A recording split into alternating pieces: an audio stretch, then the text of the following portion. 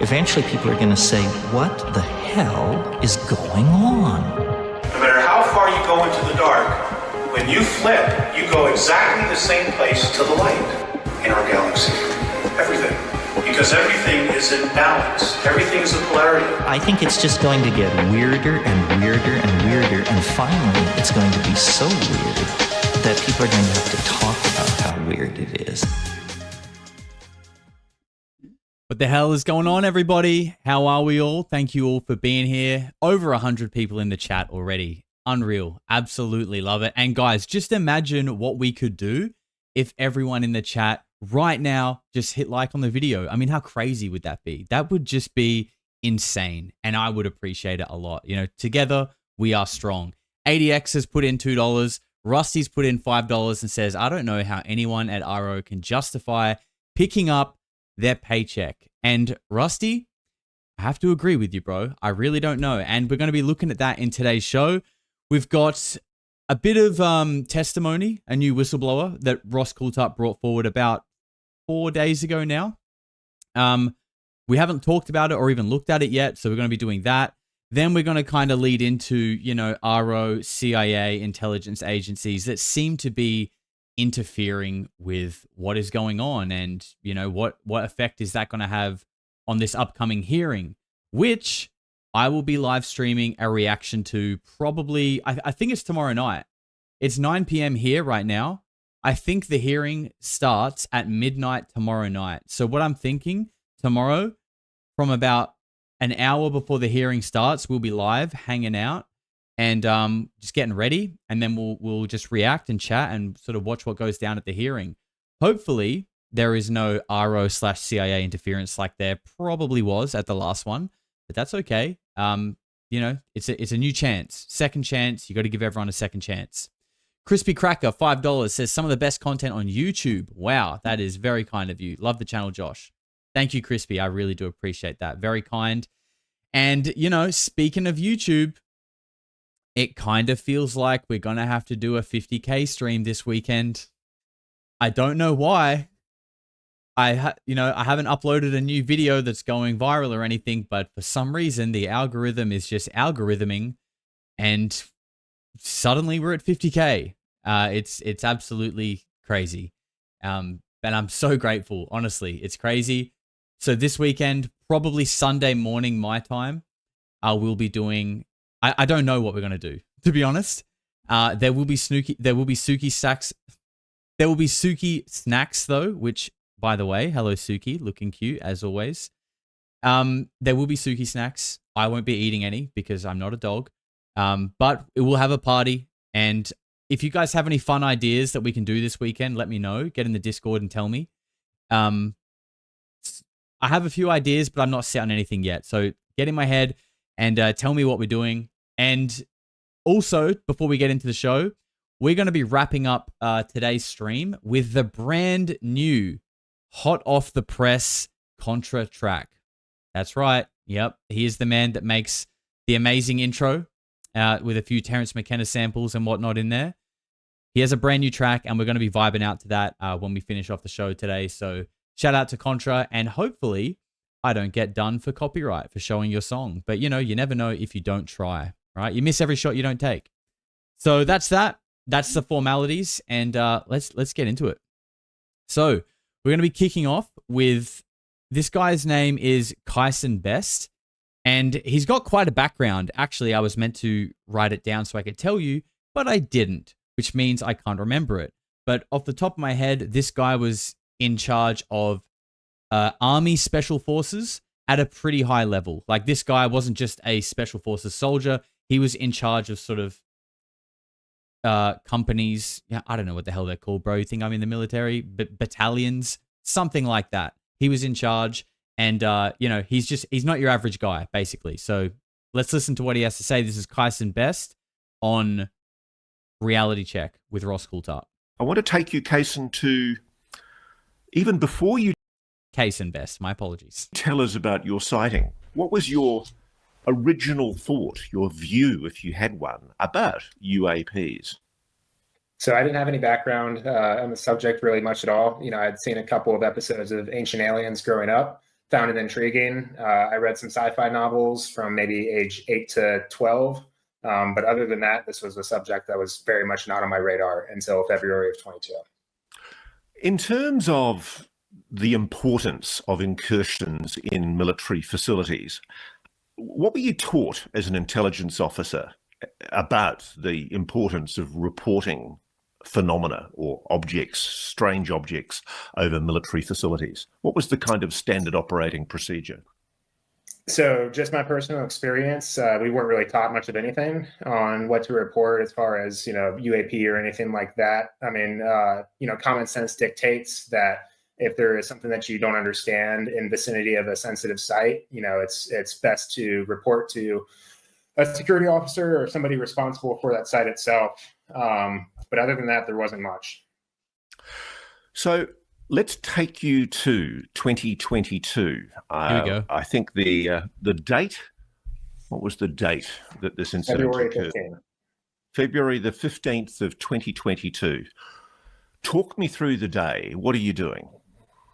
Yeah, so it was actually kind of a special day. It was about a week before the Russia-Ukraine incursion, and my old unit, 10th Group, is responsible for the European area of operations. So we realized that day that the invasion was imminent, and we were about to be very much gainfully employed over there. So that morning, we get into work, we do a normal thing. We get a order from our group headquarters saying that there's going to be a snap intelligence brief at the group headquarters at, if I remember correctly, 11 a.m. that day. So I was commander of the intelligence detachment for my battalion. I got my second in command with me, and then 3 other intelligence analysts. And at around 10:40, we started making our way to the quick walk up to the group compound itself. Now, where you are, you're right immediately adjacent to the Cheyenne Mountain Complex, which is a huge military base in Colorado Springs. And for anybody who's watched the War Games movie, which is my generation, Stevie says, because it's Ross, who has recently lost my confidence on this topic, I think being skeptical about this guy would be prudent. Have a good stream, Josh. First of all, Stevie, my man, thank you very much. I believe, do we have the clip for this today? Look, I think Ross has some pretty interesting things to say about... Yes, it is actually this clip. We're going to be looking at a clip of Ross talking about more about, his claims that the Tic Tac is man-made and answering the question on if there is a Psy-Op against him this is an unfortunate screenshot on old Ross. Sorry, mate. Is there a Psy-Op to, lead Ross with false information? And he answers that question. So I think that's kind of interesting to what you said. So we're going to be looking at that soon. And just quickly, Peter, welcome back, you little weirdo. Aaron Oasis with $5, my man, appreciate you.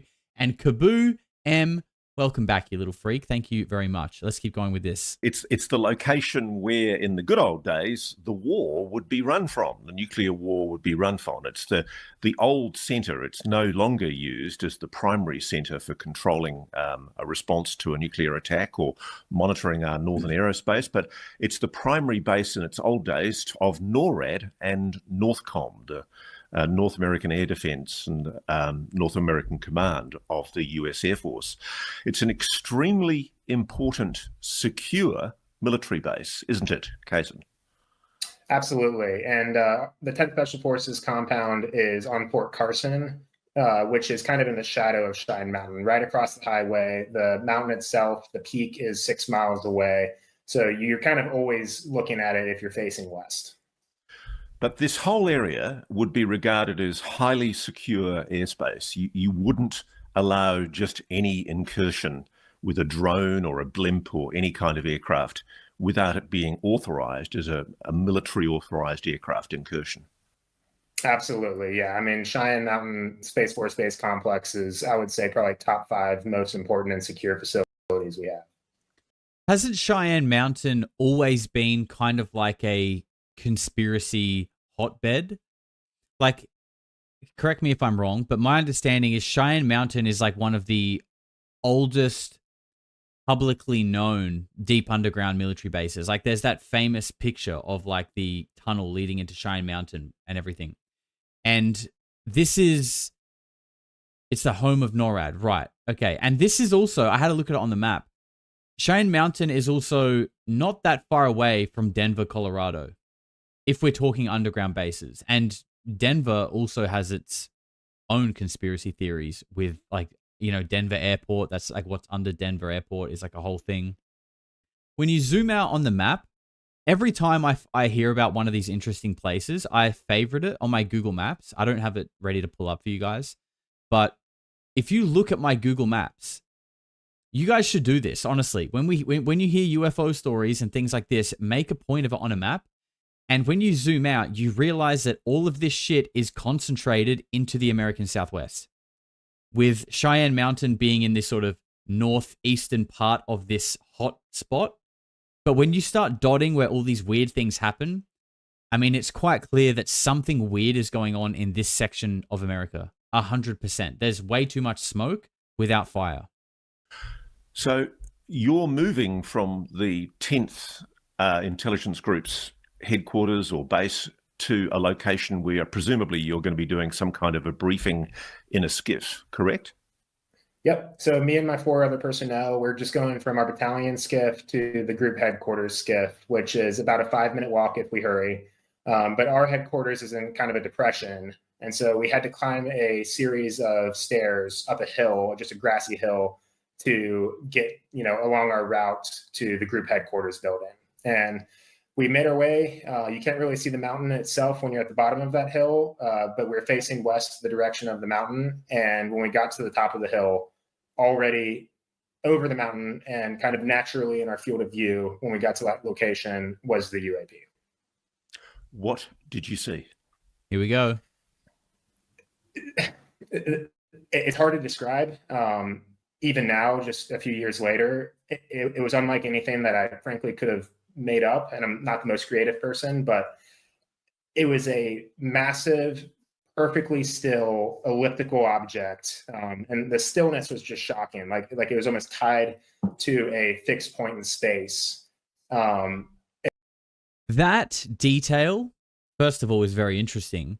But that specific detail, I reckon Dr. Jonathan Reed said in his account of the alien in the freezer story, which I covered on the channel. Got a good little 2-part deep dive into that. And he's got footage of that black obelisk thing. And it is sitting just like dead still in midair. I find that really interesting. I'm pretty sure that's where I'm pulling it from, by the way. But if you look at that footage, it's like exactly as described. If I were to guess, and this is hard to say, you know, 6 miles away, but I would guess maybe 300 feet at least. Elliptical like this, white in color, comprised of these uniform panels that seem to be all pentagons, but were all irregularly shaped. They were joined at the seams, you know, the linear seams, and these irregularly shaped but, you know, uniform in area pentagonal panels were like a mother of pearl or a white ceramic color. And it was, by the way, 300 feet is about 90 meters in regular units.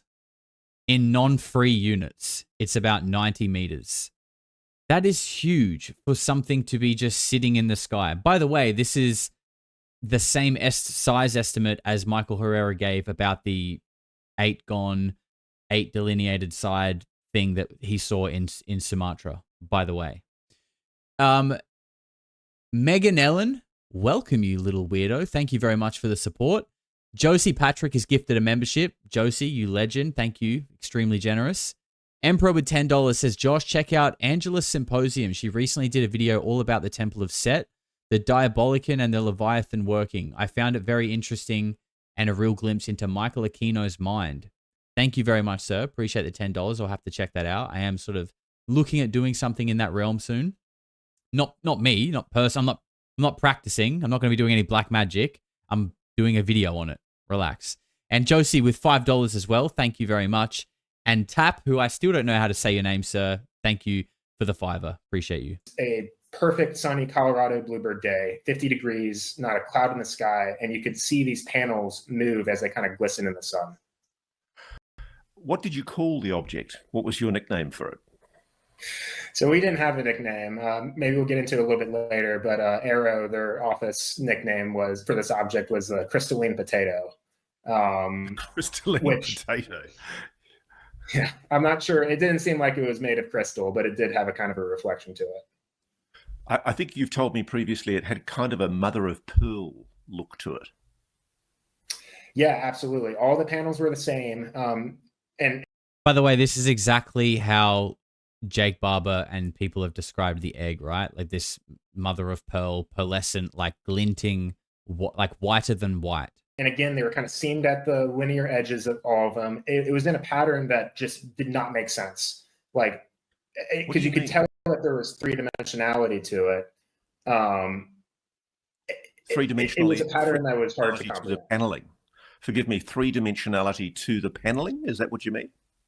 To like the skin of the object, to the topography of the exterior of the object itself. Like you could very much tell that the object was three-dimensional and elliptical, but then it had like topography along it.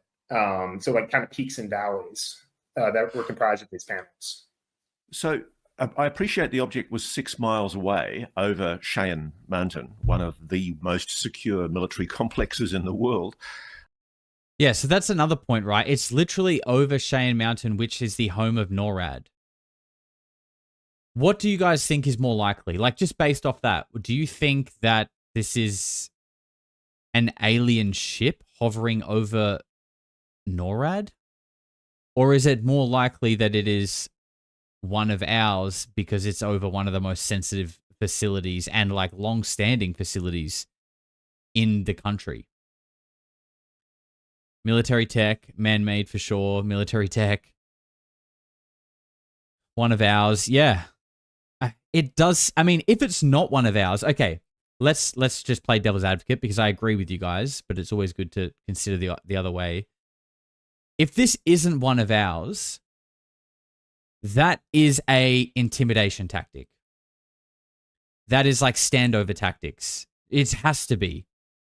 To be over that exact facility and it's not ours and we aren't touching it, that is like, you're getting stood over, bro. You're getting big dogged right now. Maybe, and you know, maybe it is. Remember, there was UFOs over the White House in 1952. I believe they were getting big dogged. For sure. Could be the same thing. It could be. LE with $5 says, I got some surgeries to do, but I'll catch the vid. Love to all the weirdo family. Thank you very much, L, and I hope all your surgeries go well today. Appreciate you. Can you estimate its length and height? Yeah, again, this is probably the most uncertain aspect of the observation, but I would say at least 300 feet in length and then maybe 150 feet in height. Very large. It's a clear blue sky day? Perfectly bluebird. Anybody who's been out to Colorado, you know, the day after it snows, oftentimes it's just shockingly beautiful. There wasn't a cloud in the sky for 360 degrees. So how high off the ground at the top of the Cheyenne Peak would it have been hovering? Yeah, so Cheyenne Mountain itself is comprised of two peaks with a saddle in the middle. On the, like if you're facing west, on the left peak is an antenna array. And so it's pretty much right over that antenna array, a little bit to the right of it. If I were to guess, again, this is hard to say, but maybe 500 feet above. 500 feet. So if 300 feet is 90 meters, we're probably talking 150 meters. 150 meters above a giant antenna array. Can I ask you this, Kaysen? You've said that this was a particularly geopolitically crucial time because this was in the days in the run-up to the Ukraine war. It's interesting to me because I've done a report about a base in Australia at Northwest Cape at the time of the 1973 October Middle East War. And there was an object that was recorded by two individuals, including the US Deputy Base Commander at a US base on the west coast of Australia, seen hovering at the very moment or around the time that the White House made the decision to go to DEFCON 2.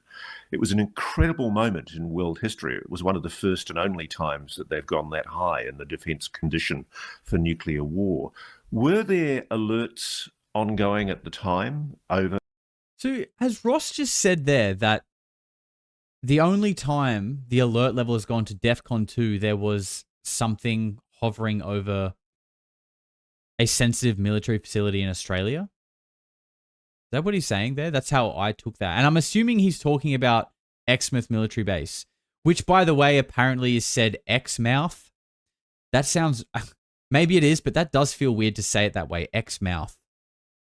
I feel like I'm over-pronouncing it, but I don't know. Anyone in the chat know? Anyone from Exmouth in the chat? And which, interestingly, is a giant antenna array as well. Like he just said. He said that the thing was hovering above an antenna array on Cheyenne Mountain and the Exmouth military base. Okay, it is Exmouth, right? That's what I thought it was. Yeah. Sit down, you Exmouth supporters. You're wrong. Exmouth is a giant antenna array, and it's on the Northwest Cape. So I can only assume that is what he is talking about here. Cheyenne Mountain. I mean, essentially, if there was going to be a conflict or a conflagration, this is where any intelligence would be gathered to know about it, isn't it? Sure, yeah. Okay, now the whole chat is arguing whether it's Exmouth or Exmouth. I'm just going to go with Exmouth because I like saying it that way. And if you don't like it, unlucky. From like a nuclear security standpoint, it's a critical piece of infrastructure. Fort Carson and 10 Special Forces Group did not really interact with Cheyenne Mountain, so we didn't have any, really day-to-day interaction ourselves. But I'd imagine they'd be on a heightened alert status of some sort. Right. So, but in particular, without revealing obviously what you were discussing in the skiff, was there any particularly enhanced defense condition at that time that we're not aware of publicly? No, nothing that we discussed. Right. So how many men are with you as you're looking up at this object, and how long do you see the object for? Yeah, so all five of us, myself included, are, we get to the top of the stairs and we're naturally looking at the mountain, and already over that saddle is this object. And having somebody who's been in combat, when you have a truly unique experience, you kind of get that tunnel vision and just the shock factor. And so we were all just transfixed on what we were seeing, trying to perceive it. But enough time elapsed so that we had shared some expletives, confirmed that all five of us saw it. We're able to postulate what we may or may not be seeing. So if I were to guess, at least 30 seconds. Now, help me here. Please tell me one of you whipped out a phone and started filming. Of course they didn't, It's a good question. And, from the nature of going from one skiff to another, we didn't have our phones on us. But frankly, it was such a shocking experience that I didn't even think of bringing out a phone, even if I did have it. The old skiff excuse. No, I'm just playing. I think he probably was going between skiffs. Maybe he didn't have a phone. Maybe he did. Who knows? But I don't think that matters, because I do understand that I feel like if you did see something like that, I could, and it disappeared after 30 seconds. I think 30 seconds is a pretty, I could understand being just like, what the hell am I looking at? Especially if I have 4 other people with me, right? If I have 4 other people with me and I see something like that, I feel like the first 10 seconds, you're just going to be like processing, going, what the hell am I looking at? And rather than grab a phone, I feel like I would be trying to confirm with the people with me, like, are you guys actually seeing this? Are we all seeing this? Are we crazy? No? Okay. And then this thing disappeared. So, I don't want to be too, I'm not going to say pessimistic, but like, I will call bullshit when I feel it. I'm not necessarily feeling it on this guy. Can I ask you this, Kason? A lot of people tell me when they see objects like this, is there any awareness of the object anywhere else on the base? Or is it only you 5 that are in the open air able to see this object? Do you have the sense? A lot of people have told me they have the sense sometimes that these objects appear to be showing themselves to them and nobody else, and that sometimes it looks as if nobody else can actually see what they're seeing. Is there any reaction anywhere else in any of the military complexes adjacent to this object? So the top of the stairs is a parking lot. That's where we were located. We didn't see anybody else in that parking lot, but it was, 30 minutes before lunchtime. So it was pretty quiet naturally. If I were to guess that it was 30 minutes later that we observed this object, it'd be very much crowded. We couldn't see anybody else around us. So it would be just speculation, to be honest. But the one thing that strikes me is that this object was very much already there and stationary before we came into the line of sight for observing. Very, very interesting. Yes, Creepy Crafts, we are going to be watching the hearings together live tomorrow. I'm very excited. So ASA being Americans for... Hang on, hold on a second, Ross, mate. You just had the stage. Yes, we are going to be watching it. I'll probably schedule that sometime tomorrow, and we'll probably be live.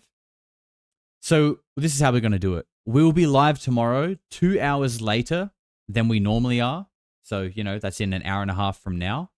And that should mean we are live about an hour before the hearing starts. So it'll be fun. We'll hang out. We'll, we'll do kind of like a UFO sports bet on who we think is going to be the most impactful witness. And I think it'll be a lot of fun. A little bit of pregame chatter. Pim Slickens with $5. Thanks, Josh, for what you do. I've been deep in this subject since 1998. I'm so happy to see the awakening, but the truth is getting darker by the day. It does seem like that. Yes, it does seem like that. It does seem to be getting quite dark. But, there's no dark without light. So I don't think it's all bad. Stevie with $10. In Stargate SG-1, Cheyenne Mountain is the base of SG-1. And one of the main antagonists is a god Goa'uld called Baal. Oh, lovely. Perfect. Baal is in Stargate. Amazing. So the whole thing actually is true. Right. It is actually a documentary. Fantastic. And now we have Baal worship UFOs over Cheyenne and human hybrids like in Stargate 1. Yeah, because it's a documentary. And Andrew with $2 says, good stuff, mate. Thank you, Andrew. Appreciate you, bro. Yeah, so that's great. Stargate has Baal and it's a documentary. Amazing. So this is this next clip, we're going to be looking at Kyson talking about his experience dealing with AARO. Thank you, Taras 3.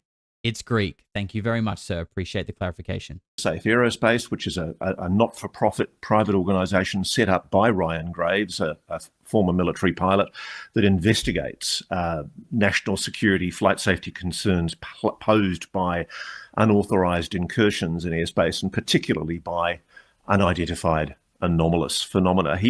Ryan refers you on to AARO, which is the Pentagon's UAP UFO Investigation Office, the All-Domain Anomaly Resolution Office. Is AARO receptive to your report? Do you send them a copy of this PowerPoint? Yeah, so this is June of 23. When I reach out to AARO, I send them absolutely everything I have. So written statement of what occurred along with, maybe 4 slides of the PowerPoint that I created. So the entire PowerPoint. What's their response? I wait for a month or 2. I don't hear anything back, kind of put it on the back burner of my mind as well. And then one day I'm checking one of my computers and I have a response from them with something along the lines of THX-AARO. So thanks, AARO. THX. They couldn't even be fucked saying thanks. They said thanks. That's how much AARO care about a guy who saw a 300-foot Tic Tac looking thing hovering over NORAD. Thanks, AARO. What the fuck is that? And this is the department that's is leading the charge. This is the department we're relying on for disclosure. You had a 300-foot UFO over your most sensitive facility. 1 month later. Okay, thanks. Okay. It's literally the okay meme. I think there was a sentence along with it too, like saying they received the copy, but that sentence, the only thing I remember of it is that it had typos in it. So I've worked with most agencies within the intelligence community, quite a few agencies in the Department of Defense. I've had generally very professional experiences. This one stood out as shockingly unprofessional and unlike any other experience I'd had prior. Yeah, probably because they're like a facade. They're not real. In fact, their purpose is probably to collect your data and your testimony, put it in the bin, and then intimidate you. That's probably what AARO was actually designed for. Stevie says he got friend-zoned by a government agency, and John Anthony's just gifted 5 memberships. John, you absolute legend, mate. Thank you very much. I appreciate that. Simon Hogg says, how far can you stretch 22 million? And Simon, I'm assuming that's perhaps the funding that AARO have been given to do their job. I would say that you can't stretch it very far at all, and that is by design. That's by design. Of course it is. Like, okay. Just think of it like this. If AARO is only getting 22 million to potentially investigate something that could lead to breakthrough technologies that could not only revolutionize the military, but revolutionize the entire world. We'll give them 22 million. But we'll put 300 trillion into making weapons, though. Something tells me you actually don't give a shit about what AARO do. In fact, you probably are restricting them on purpose because you don't actually want them to find out the truth, because if they found out the truth, they would realize that it's all coming from 7 departments above AARO. That's why you only get 22 million. That was my point. It was years ago they got 22 million. There you go. There you go. It's yeah, their stationary budget is probably bigger. You're exactly right, Susie. It is an actual joke. The UAP observation for us concluded with it instantaneously disappearing. And I've seen PTIDs, get moored and go back down to their location on the ground, and it takes a while. It takes several minutes at the soonest. Our observation of the UAP that we saw is we had 5 set of eyes looking at it, and then in one instance it was there, and the next instance it was completely gone. Do you think it moved, or do you think it literally disapparated? It's so frustrating because we don't have like a solid conclusion of events. The quickest, whatever happened, it happened instantly. We didn't see it fizzle out. We didn't see it blink away. We didn't see the object shoot off at rapid speed. It was just there one moment, and then it wasn't there the next. And just like the Philadelphia experiment. And our location is on a hill, and we can see 360 degrees, pretty much to the horizon, except to the west where Cheyenne is. And we looked around instantaneously, and it was nowhere to be seen. And the old teleportation tech getting whipped out. Angry drunk German. I like it. My man's got a bit of something about him. You don't study a question you already know the answer to. You run a study to make sure no one else has the answers or can find them. Couldn't have said it better myself, man. You're exactly right. Run a study to make sure that anyone who's studying it gets nowhere.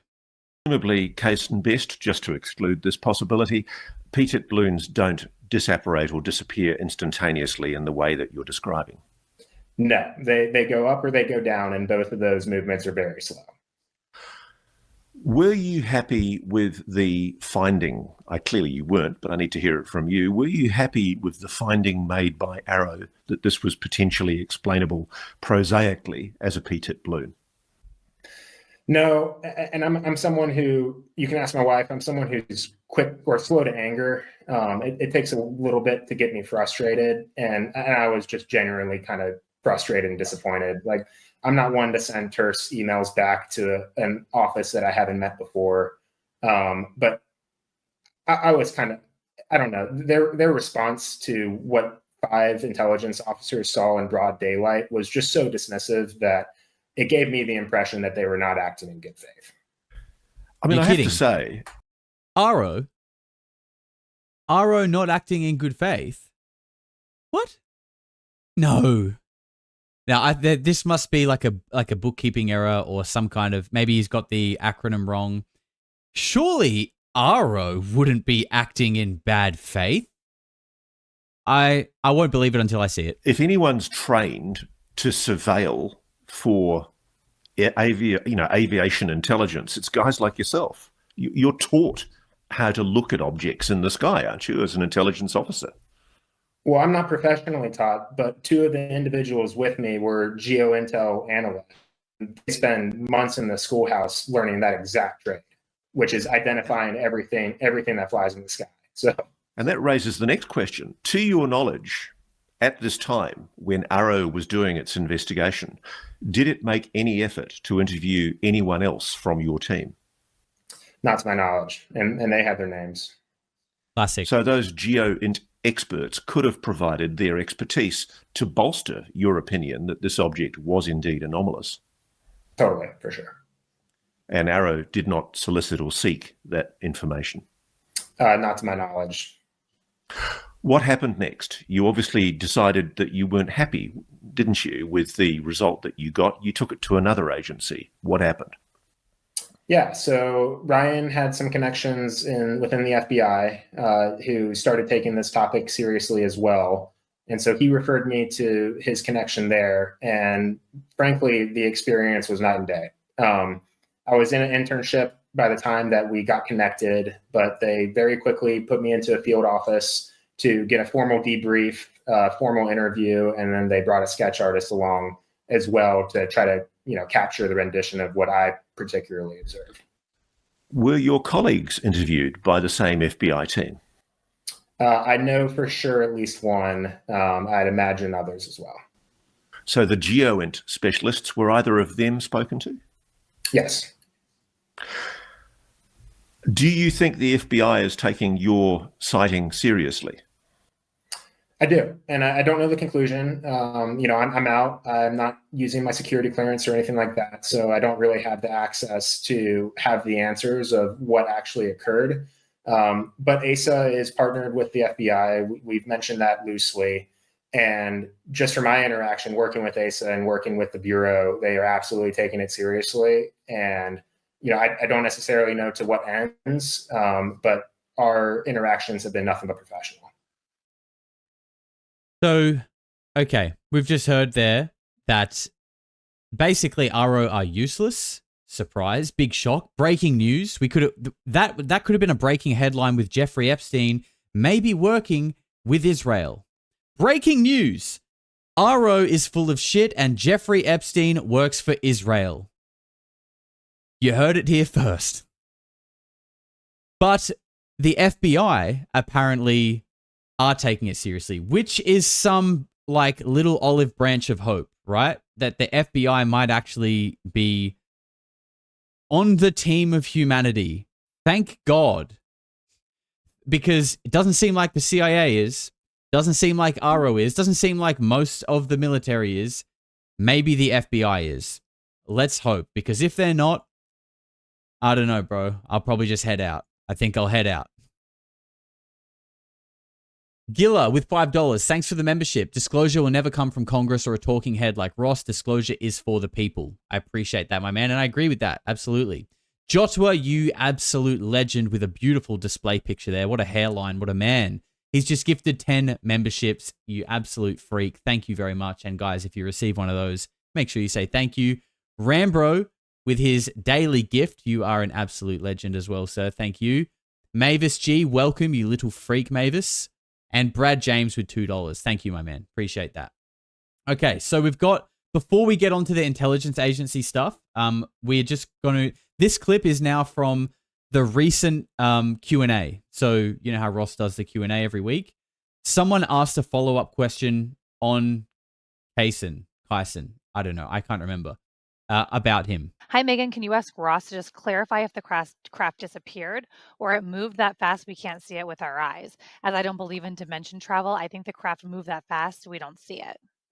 Look, I suspect you're right. Kaysen didn't know himself. I did ask that question. Kaysen. And it was quite clear from Kaysen's answer that what he saw was the object quite literally disappeared. And it's one of the reasons why Kaysen and his colleagues don't think this object was any kind of blimp. There's been... That breath, I know, dude. Ross Coulthart is so iconic for his every time he says something. Oh, I don't know why he does that and why he can't not do it, but I don't know. Maybe it's just in that's when he's in his flow. He's just... Quite a few people on the comments saying that this is obviously some kind of blimp. But blimps don't instantaneously disappear on a beautiful cloudless blue sky day where they had 100% visibility. It's quite obvious that whatever the object was, it either instantaneously winked out of existence, which of course is not something within known human physics, or it moved so blooming fast that it wasn't able to be seen with the human eye. I'm freaking Suki out. One thing that I don't get is that, like, in this discussion, no one's bringing up the idea that this thing could be cloaking. Like, it's either like it's I mean, maybe is that what people mean when they say dematerialized? That's not what I think. When I say dematerialized, I think like it is like going to another like timeline or dimension or something like that.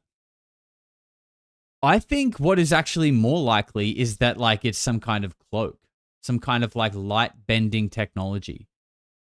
Because that kind of lines up more with like other things that we've heard. And like, when things like shoot off, you can still kind of see them for a split second. They might leave like a light blur or a light trail, but you still can see, even if it's at the speed of light, you can see like the direction that it goes and then it's gone. That's not the case in this encounter, apparently. It just disappeared. I think cloaking, personally. What do you guys think? We know that there are objects that have been recorded moving at incredible speeds, and I guess the simple answer to the question that's posed by the reader is we just don't know. We have no idea. And that's why this kind of thing needs to be investigated. A few people have pointed out on the YouTube site that this is Cheyenne Mountain. This is one of the most sensitive military installations in the world, and they have radar and surveillance systems in that area precisely for the reason of protecting against overflights and incursions by unauthorized personnel. So presumably there is data that would be available, unless of course it's been deleted by people who are continuing the cover-up. So I think I'd just love to see when people like Kaysen Best come forward and say that they've made reports about this to organisations like AARO, and AARO transparently fails to do a proper job in investigating it. I would love to see somebody like the Congressional Committee that's investigating this stuff subpoenaing NORAD, Northcom, and saying, okay, let's have a look at the surveillance systems videos for that day. Look at the radar telemetry for that day. Let's... Exactly, though. Like this, and look, I'm hopeful for tomorrow's hearing. I really hope that we get something out of it. But why aren't they issuing subpoenas for like CEOs in Lockheed's, like, you know, high-level people in charge of high-level programs at Northrop Grumman? Get these people here, force them here. Like, I'm sure this shit is far more complicated than just going, get them here, right? I'm sure it is. But then don't have a hearing yet. Just do that. If it takes another few more months, do that first and then do the hearing. Because you're going to get answers then. Are you not? I just, you know, that's what frustrates me. Use your lawmaking powers and presidential powers and get the people here who can actually give us something and make them go under oath. Open Door Policy Podcast says, do you actually think we will get anything tangible tomorrow? How many more sad handies are we going to get before any of this gets taken seriously? You caught me off guard with that one, but I like it. That I hope tomorrow does not feel like a sad hand job. That would be disappointing, but it wouldn't be the first one, especially after the last hearing. Do I think we will get anything tangible tomorrow? I'll say this. I think it's going to be better than the last hearing, but that's not setting the bar very high at all. If it's worse than the last hearing, I will literally head out.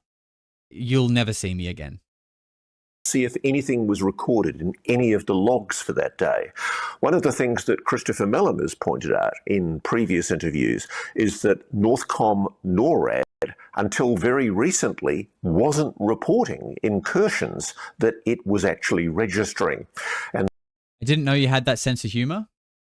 PU, you must be new here. Welcome, brother. Take a seat, get comfortable. these, for some reason, were not being reported down to organisations like AARO.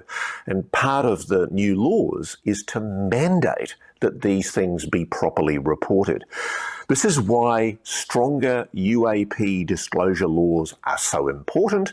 This is why Congress needs to grow a pair and grow a spine and start not just calling people and inviting them to appear, but to start aggressively subpoenaing possibly reluctant witnesses and putting them on the stand in open public hearing and, if necessary, grilling them and giving them the third degree and asking why cases like Case and Best's allegations, which are supported, of course, by at least 3 other colleagues, aren't being properly investigated by the institution that the public is being told is supposedly doing objective and rigorous reporting into UAPs.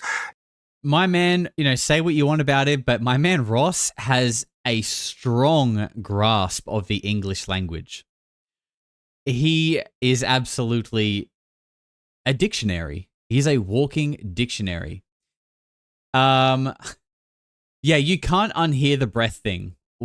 I'm sorry for those of you that have never noticed it. I've noticed it for 7 months because I'm probably mildly autistic and the audio stimulus is quite strong for me. But yeah, once you hear that, unfortunately, you will never unhear that. Funky Starbuckle says, enough already with the suck breath. Bro, you don't want to say that to me, bro, because I'm just going to do it more now. I'm sorry, bro, but that's just the way it is. It's transparently obvious now that the Defence Department is deliberately behaving like an ostrich with its head in the sand. It doesn't want to know the answer. Why is there ongoing active obstruction to the Congress when it is legally, constitutionally mandated to do these kinds of investigations? It's time for all political representatives, every senator, every congressional representative, to start asking the hard questions about UAPs. I mean, again, I know people give him shit. They call him Deep State Ross, but I got to say, like, a lot of the stuff that Ross has been coming out with lately, I've had my own little moments of being, like, what's going on with this guy? Like, is he, I trusted him at the start and I felt a little bit unsure for a little while, but I feel like I've got to stick with my guns, stick with my instincts. And, I think Ross is on it. Is he getting fed misinformation? I don't know, but I believe he's doing his best and he's trying to operate from an honest place. And I think he is. I'm backing him. I'm Team Ross. But if one day I get proven wrong, I will happily admit it and do a video talking all about it. There's nothing wrong with being wrong. Okay, next up, we have a little clip from Anna Paulina Luna again, talking about interference from intelligence agencies, and also a little bit more from Ross as well. Actively getting pushback on our need to know clearances. Just so you know. From the DOD? From intelligence agencies, but they're saying that they can't find the authorizing agency to actually give us clearance, which is so crazy. That seems like a silly question, or it seems like a silly thing, because wouldn't the intelligence agencies have that information? Correct.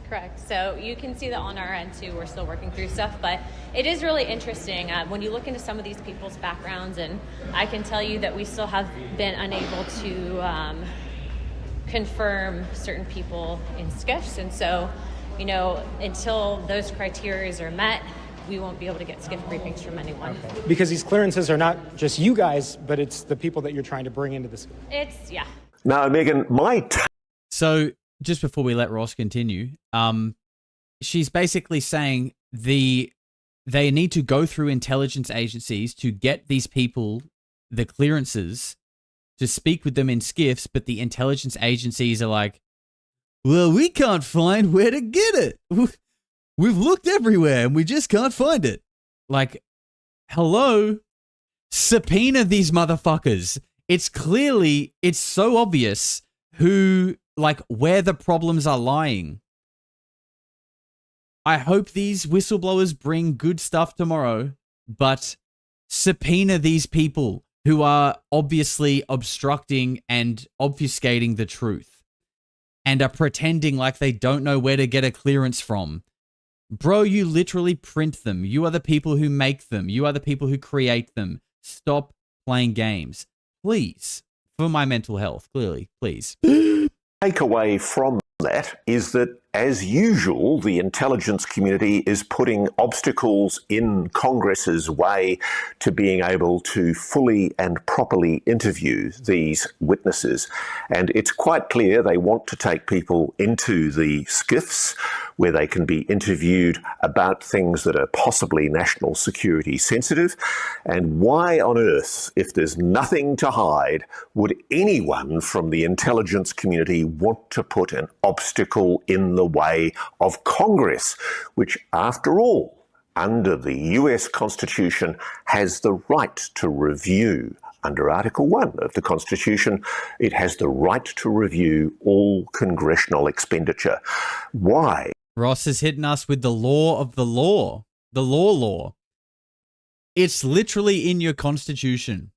Stop playing games and subpoena these motherfuckers.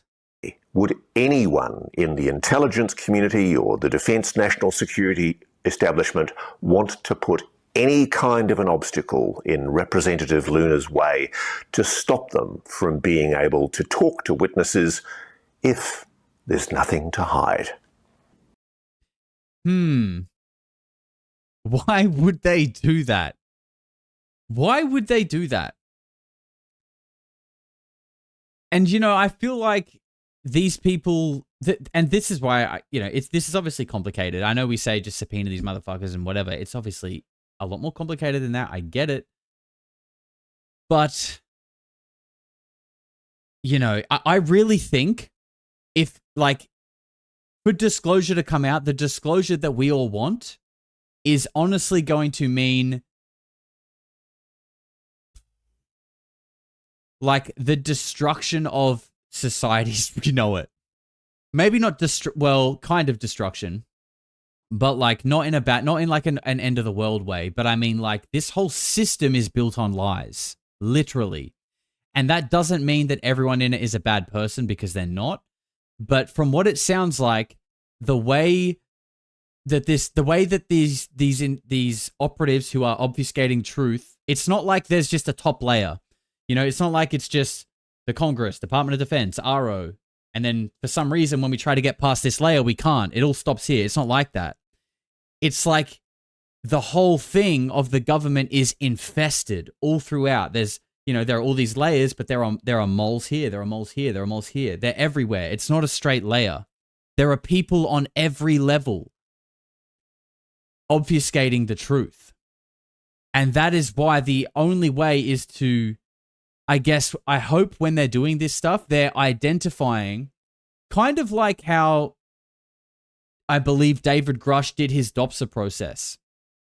He did it tactically to see what things am I getting pushed back on? What things do they not like me talking about? And then basically from probing all these different angles, worked out what's actually probably true and what's sensitive. You could do the same thing here. Where am I getting pushback from? Who doesn't seem like they want the truth to be investigated?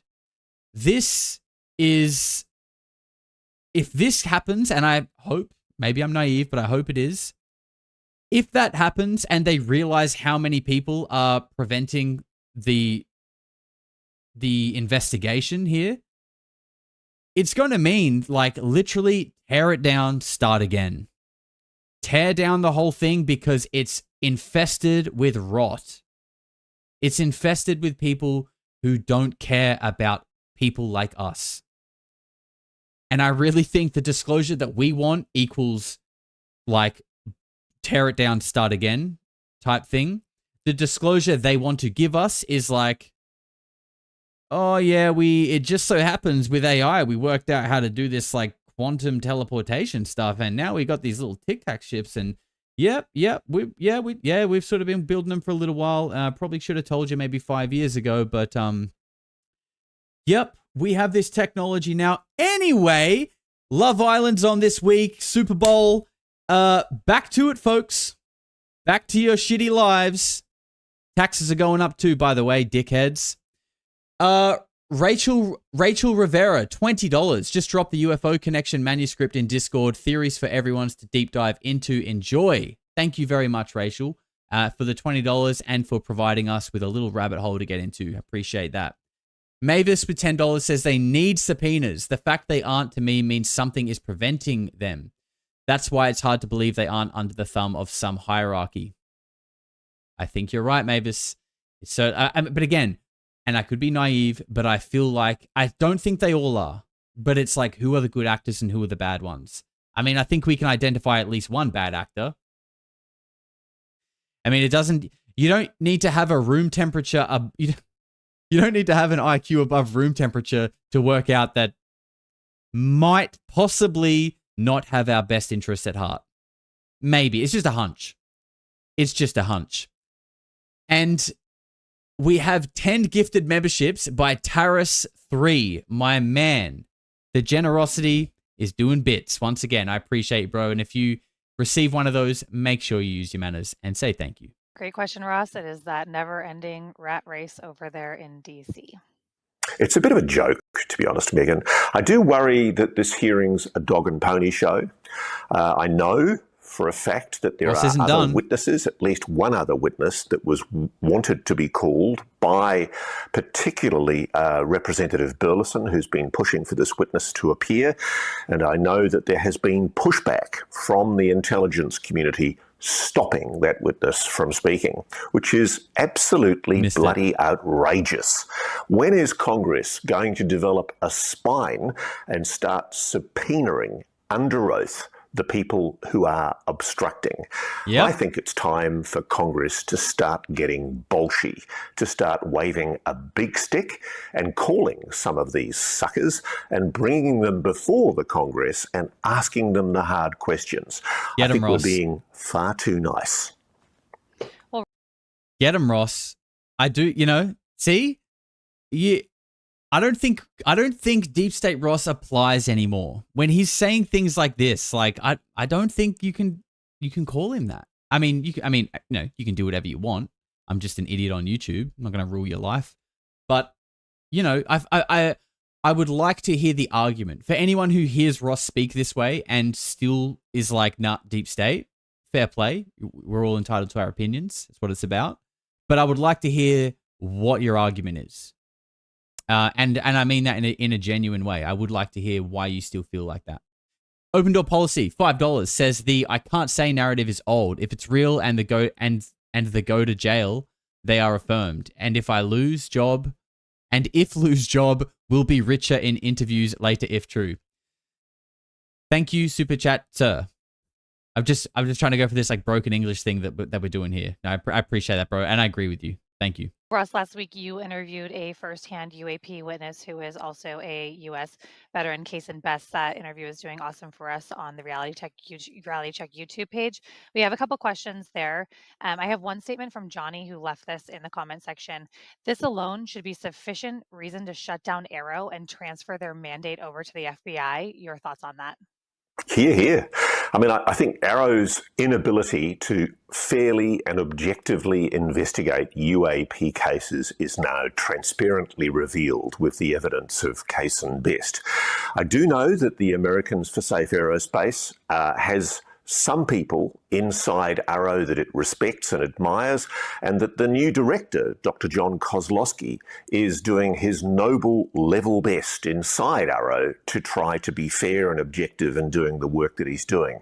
But there's not much hope when you have the fox in charge of the henhouse.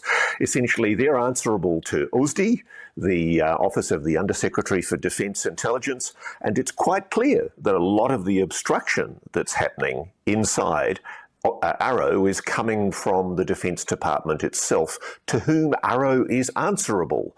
There needs to be an independent, objective body that's completely separate from the Defence Department, because frankly the intelligence services and the Defence Department are actively obstructing, and we have Representative Anna Paulina Luna on the record basically saying that in what Joe Khalil has obtained from her inside Congress today. I think Ross is basically saying what we are all thinking, but he's saying it in a very diplomatic Ross way as a professional journalist. And that, like, you know, I think what Ross is saying is like, hello, wake the fuck up. The Defense Department is stopping you from investigating this. What do you think that means? Of course, right? Because that's how he finishes every sentence. MIB with $2. Huff? Yes, you are right, sir. That's how he does it. That is exactly what he sounds like. Okay, this is Ross on the Tic Tac, because someone asked him about the Tic Tac, and, you know, I think the answer was interesting. Let's check this out. We will go to Willie Taylor next. Hey, Russ, since you now know the Tic Tacs are Lockheed Tech, should we take everything David Grush says with a pinch of salt, since he told you that the Tic Tacs are truly anomalous? Keep up the good work, mate. Look, we don't say, and I've never That was a loud one. My God, let me turn that down. said that all Tic Tacs are Lockheed Martin. If you listen back to what I've said that my sources, multiple independent sources, have told me that the 2004 Tic Tac US Nimitz incident was in some way controlled or operated by Lockheed Martin, that it was a blue on blue. And if you think about it, why did the admiral of that battle cruiser fleet know and not register any surprise at all when he was approached and told about these objects?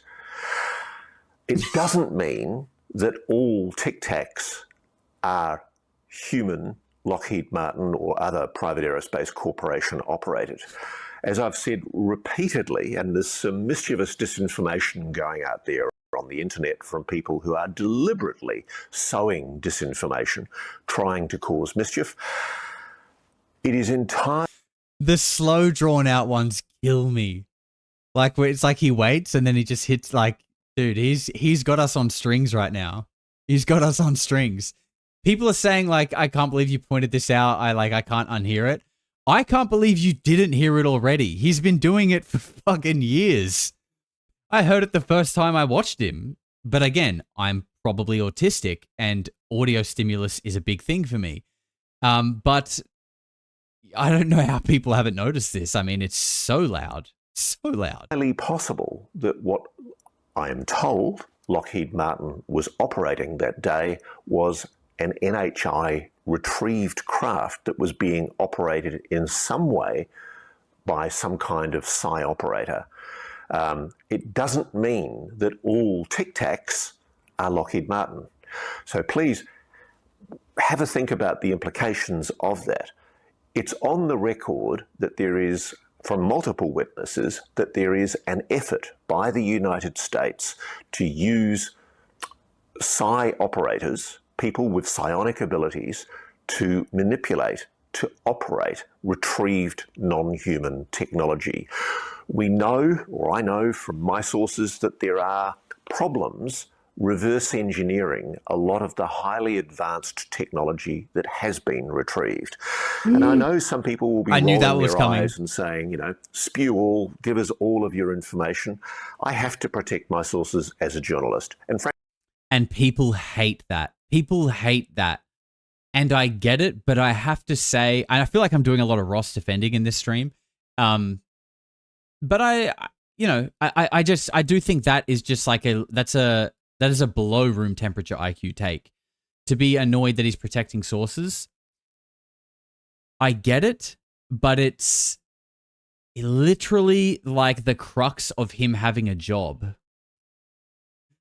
Like, it's like saying you should tell us, even though him telling us would mean he probably will never earn money again. And people get weird about that too, and there's money involved in selling books and things like that, and I get that. But I really think that this is a complicated issue. And, if we didn't have people like Ross, I wonder what kind of stories we wouldn't know about. But, I get the frustration. I get it. And I just hope that one day when Ross is on his deathbed, he gives us one last dying. Could you tell that was weaker? That was like deathbed gasp. Not the usual. More of a. He's dying. He's weak, and he just goes. The giant UFO is under Pine Gap. We can only hope, right? We can only hope that he just drops a nuke on his way out. Please, Ross, please. I'm only ever as good as my sources as a journalist. The reason why I've said that Lockheed Martin was responsible for the 2004 Tic Tac incident, highly controversially, by the way, there are a lot of people who've told me I should never have said it, and I don't think that's a healthy thing in the study of the UAP issue. If somebody can prove me wrong, prove me wrong. Very happy to hear it. It's always, I think, remotely possible that my sources, who are multiple and independent, they don't know each other, are telling me the wrong thing. I guess it's possible that there is some kind of massive Psy-Op going on to disinform me. That's possible. I think extremely unlikely. I cut off the heave. So there you go. Ross is acknowledging the fact that a lot of people think that there is a Psy-Op against him. And look at him. He's mid-heave right now. You can tell he's going for a big one. He's aware of it. And he acknowledges the fact that it is a possibility. However, he is quite sure that it is not the case. So, fair play. Larissa Kellstrom gifted 5 memberships. You absolute legend, Larissa. Thank you very much. Let's let Ross finish his inhale and his story. But you can't say all Tic Tacs are Lockheed Martin just because I'm saying that the 2004 Tic Tac incident was a blue on blue, where Lockheed Martin was actually in some way testing its technology against a carrier fleet. I want to make that very, very clear because there's been a lot of misrepresentation in the last few weeks since I made the statement that I made. And I think that's a good point. Sorry, I lost it there. I think that is a good point, though. That, I'll try and find him a nicer freeze frame. There we go. He's right. If the Tic Tac in the Nimitz encounter in 2004 was being operated by Lockheed Martin, it is important to realize that doesn't mean every single Tic Tac in history is made by Lockheed Martin. Because the reality is that we know that Lockheed Martin are one of many companies that are part of these recovery teams that sometimes shoot each other, that apparently sometimes kill each other to get the craft or material or laptop first. So if they've been doing that, like we've been told, they probably reverse engineered some of the technology from whatever they found. Those stories fit together pretty well. Yes, all Tic Tacs are probably not Lockheed Martin. They probably figured it out based off of things they found.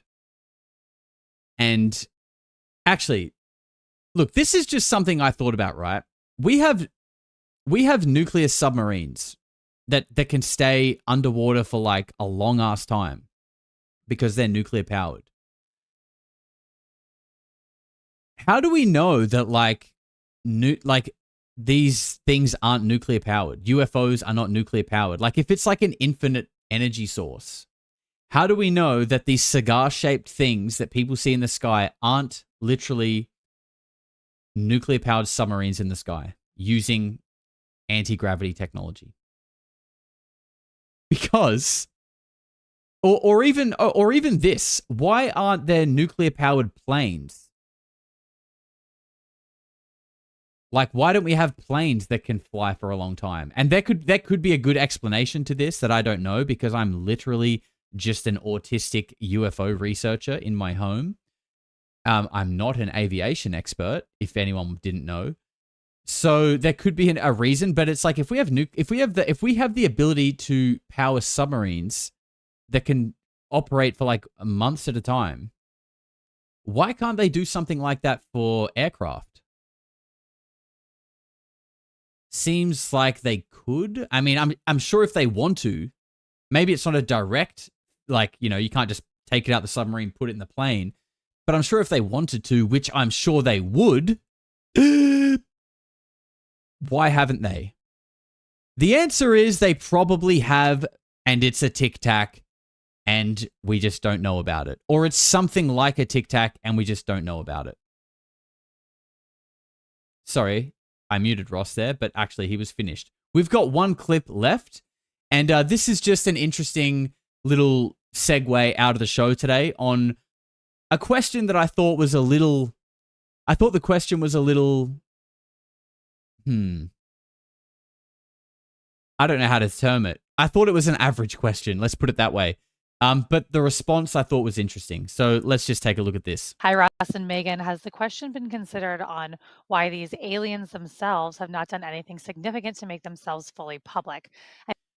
Sorry to cut the question off, but Uncharted Skies has a great point. What if a nuclear-powered plane crashed? And I think there we have the answer to our question, because yes, if a nuclear plane crashed, that would be absolutely catastrophic. So that is likely the reason why we don't have that.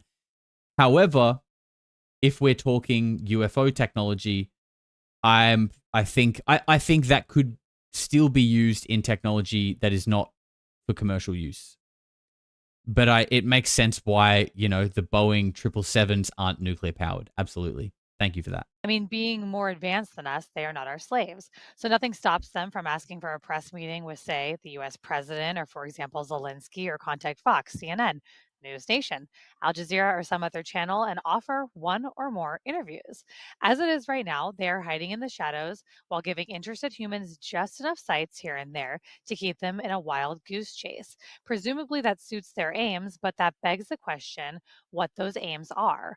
After all, they have done nothing to stop COVID-19 or any other issue here on Earth. Something to think about. Best, Ed.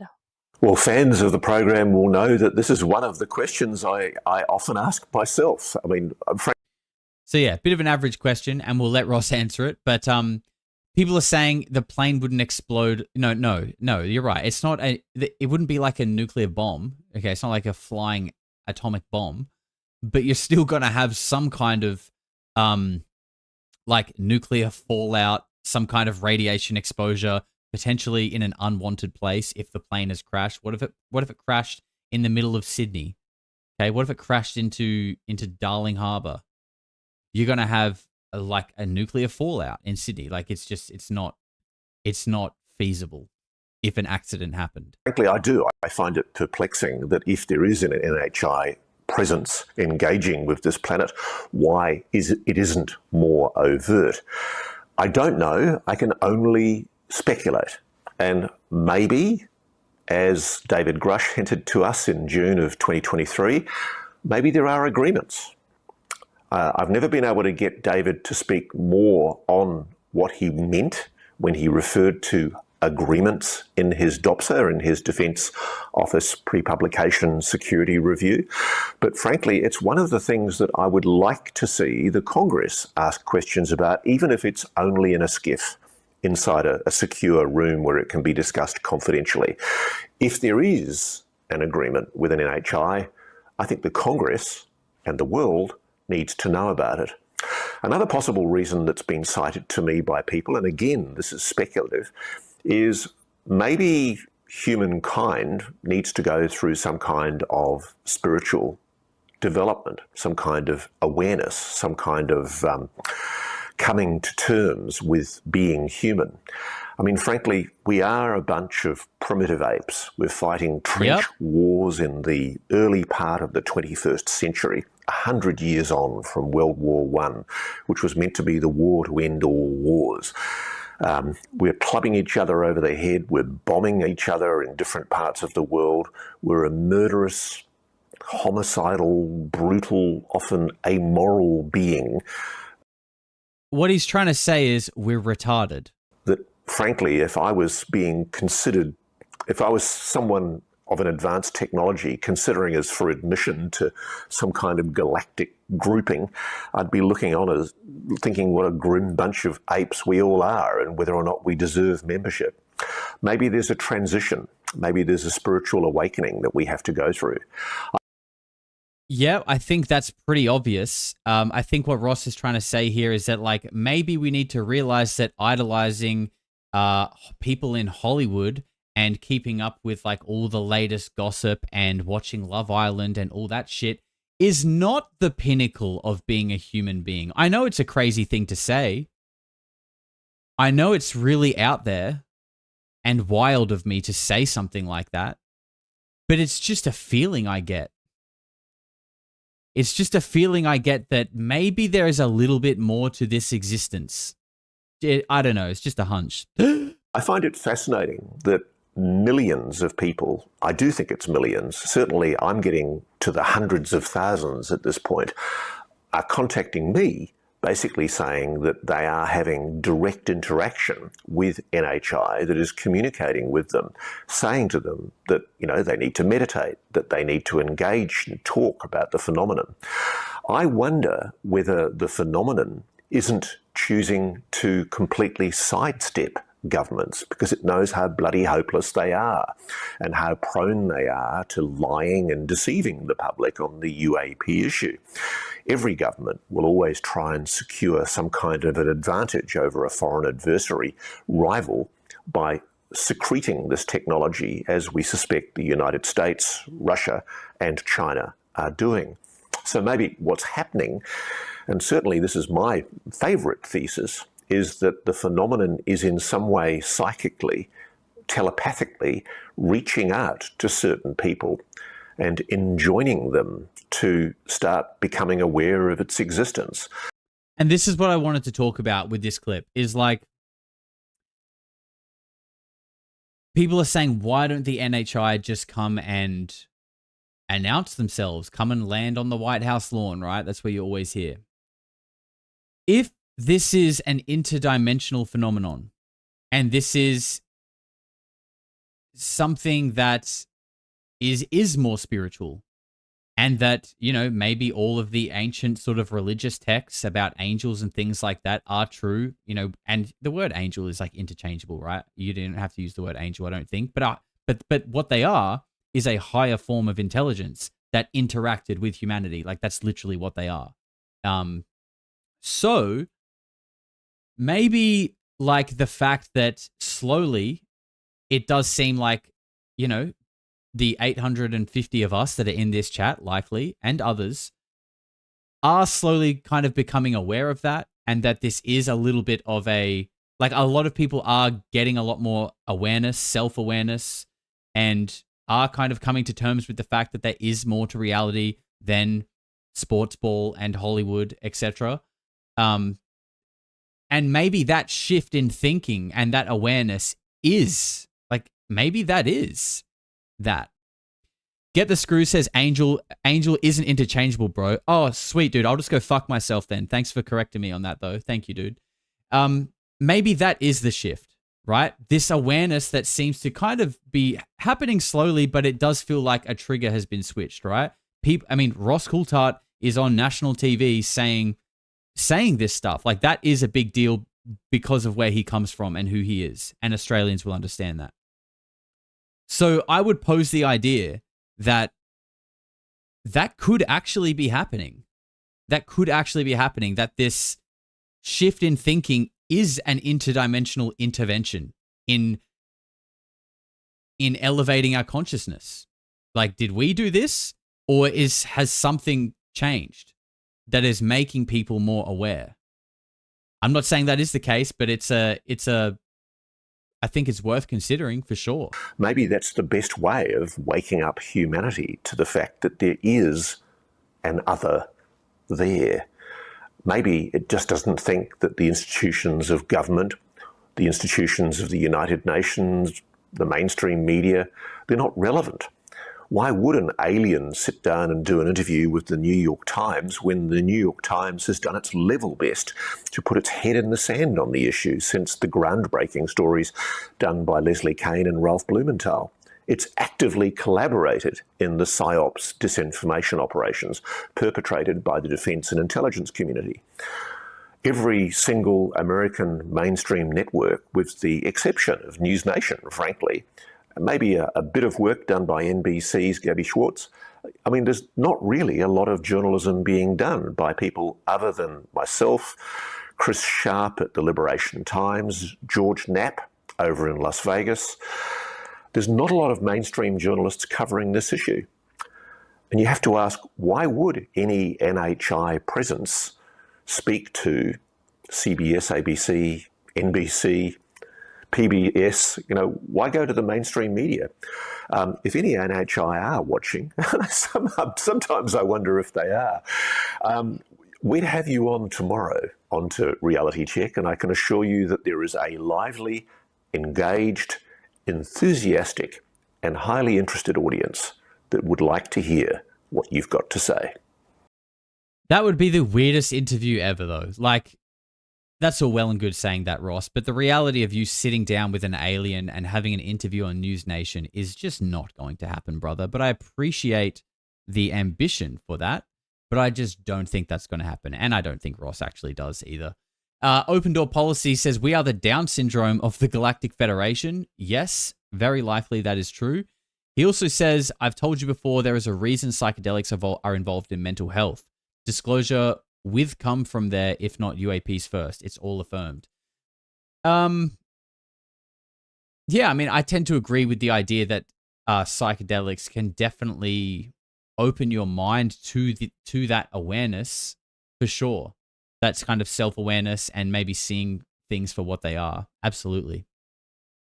So I think that brings us towards the end. Just quickly, I want to give you guys a reminder that we are going to be live streaming a reaction to the UAP hearing tomorrow night. So we'll be live probably around like an hour from right now tomorrow. So like 25 hours we'll be live, and we'll be hanging out, a bit of pregame, putting our bets on who is going to be the most impactful whistleblower at the hearing. And maybe some outside bets like, will Jeremy Corbell kick off in the corridor again? I think that might be paying like $1.50. So keep your eyes on that. And also, 50K live stream is probably going to be happening this weekend, because at this rate, we're going to be hitting it soon, and we're going to be having a good party this weekend. So that's going to be fun. Look out for that. I don't know what we're doing yet. Hit me with some ideas. But I did say that we are going to be leaving this stream with a brand new banger from the man Contra, who does the intro track for this. So this is a new one from him. It's called Lost in the Silence, and it's a tune. It's a tune. And I'm going to fade it in, just like a DJ.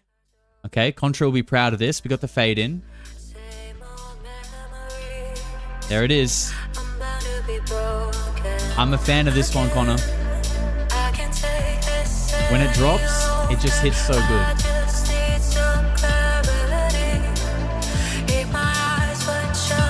It's a vibe. Guys, thank you for hanging out. I appreciate you. We'll be live tomorrow around the same time. And be good, be kind, make sure you're touching grass, and I will see you then. Take care.